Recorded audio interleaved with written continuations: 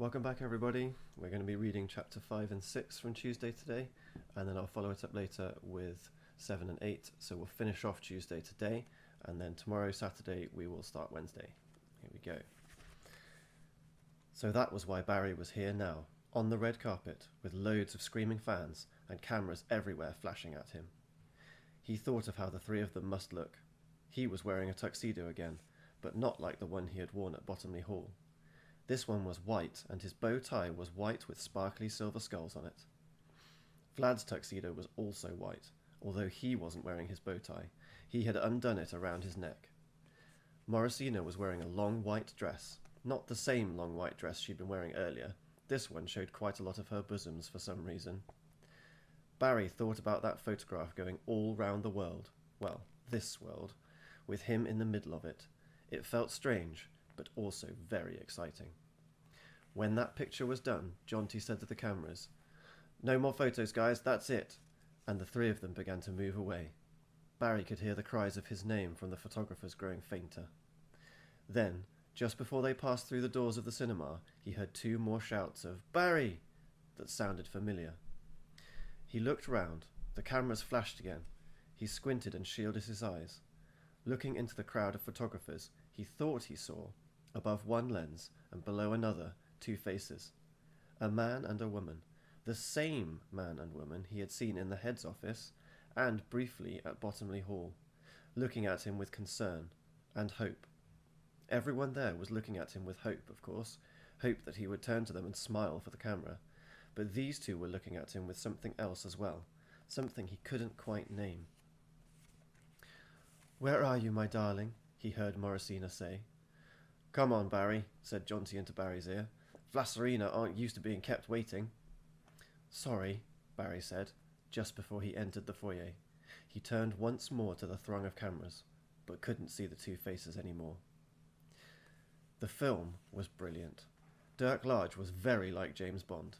He didn't drive an Aston Martin, didn't work for MI6, didn't have the code name 007, no secret gadgets, no people around him called letters like Q and M, and there were quite a lot of other differences, but he did kill a lot of people, and sometimes, after killing them, he would say clever little jokes about how they died. One time, Dirk was in the Death Car, which was some kind of amazing Jeep Formula One Batmobile combo, and another car was trying to force the Death Car off a cliff, but Dirk was a better driver, and so the guy who was trying to kill him ended up going off the cliff instead. As he went over, Dirk said, under his breath, "Well, I guess he's reached the end of the road," which was exactly like something James Bond would have said. Then, afterwards, they went to an enormous party called, for some reason, an after party. Barry didn't really understand that, as he thought it meant there must have been another party before, but Jonty, who drove him there, explained that it meant the party after the film. Barry had been expecting to drive to the party with Vlad and Morrisina, but he'd noticed that when the cameras went on them, or when Jonty wasn't filming it to go on Me Tube, Vlassorina seemed not to want to be with him quite as much. They were still really nice and smiley, but, as had happened with the car to the party, they'd wave and Vlad would say, "Okay, Jonty, you take the B-man," and go off. It made Barry feel kind of weird, but he put it out of his mind because everything else was so exciting. When they got to the party, which was in a huge hotel called the Hotel V, that had a big V on top just like Vlassopolis, Jonty made sure Barry met up again with Vlad and Morrisina before they went in. Which meant that he had loads more photos taken, because there were loads of photographers waiting outside there too. It was starting to make his eyes hurt looking into so many bright camera flashes. Inside, they were led to a room. In the room were lots of other famous people. Barry was introduced to Fionnuala Postelnarg and Jat Blatt, and Imogen Labambam, who was chomping through her latest mobile phone, which was funny, although she didn't seem to think so when Barry laughed. But although they all clapped and smiled and hugged Vlad and Morrisina when he was introduced as their son, Barry wasn't sure whether or not they were actually interested in him at all. He did get to meet Monty, who was quite friendly, but it got a bit awkward when Barry asked where the nose hairs were, since they hadn't been invited. As Monty went off looking embarrassed, Barry noticed Jonty standing there. "Jonty," said Barry, Is this it? The whole party? No, said Jonty. Of course not. This is the VIP room. What does that mean? It's the special room they have at premieres and showbiz events, where the really famous people can go and only have to talk to other really famous people. Oh. Jonty nodded towards some doors. The real party's happening out there. It is? Yes, Jonty said. He checked his watch. Shall we go and have a look? He led Barry over to the doors. As they got nearer, Barry could hear the thump of music. Jonty opened the doors, and the music suddenly got much louder. He and Jonty went through onto a balcony, an indoor balcony, which looked out onto the biggest room, hosting the biggest party that Barry had ever seen.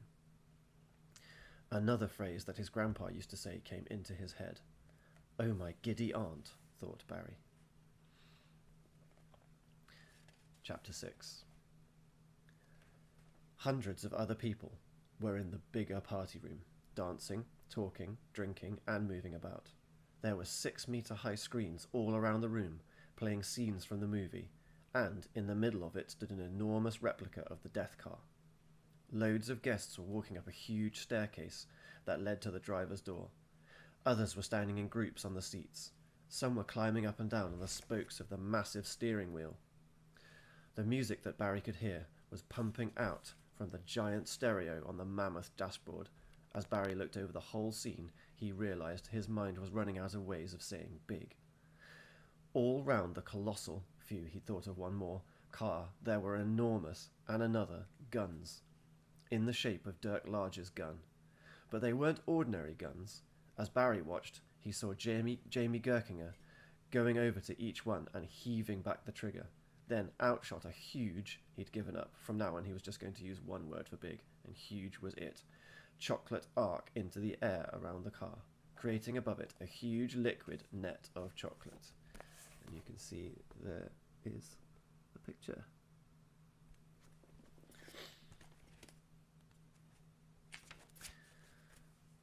What do you think, Barry? Said Vlad, joining him on the balcony. It's amazing. It's going to get more amazing, said Morrisina, wafting through from the VIP room. Barry felt a breeze start up through his hair, which was strange, as they were definitely indoors. Then he heard Jonty shout, "Okay, Sir and Madam V, and of course Barry, would you care to step this way?" Barry looked over. Jonty had reappeared, but not on the indoor balcony, hovering beyond the edge of the balcony in the pilot's seat of a helicopter. The door of the chopper was open, and a small platform came out from it. Slowly, it connected to a gate in the balcony, a gate which Vlad and Morrisina were already walking through and onto the helicopter. Barry rushed over and walked onto the platform. Morrisina held out her hand to steady him as he got into the helicopter. "Where are we going? We only just got here," said Barry. "We're not going anywhere, Barry," said Jonty, as he buckled a seatbelt across him. "No," said Vlad, "we're just making an entrance." Then, following a signal from Jonty, the music changed to the theme music from the movie, which was more da-da-da than da-da-da-da-da-da-da-da-da-da-da-da-da-da-da, and the blades of the helicopter started whirring much faster. Up they went to the ceiling of the huge room. High above the crowd, who looked up as one, Morrisina and Vlad waved to them from inside the cockpit. Barry, not knowing what else to do, waved too. The crowd roared and clapped. Jonty brought the helicopter down, expertly guiding it through the gaps in the chocolate net, weaving first one way, then another. He hovered for a second over the roof of the death car before bringing them down on top of a huge X painted in the middle of it. He turned a key, and the blades stopped rotating. "Right, Barry," said Vlad. "Come and greet your public."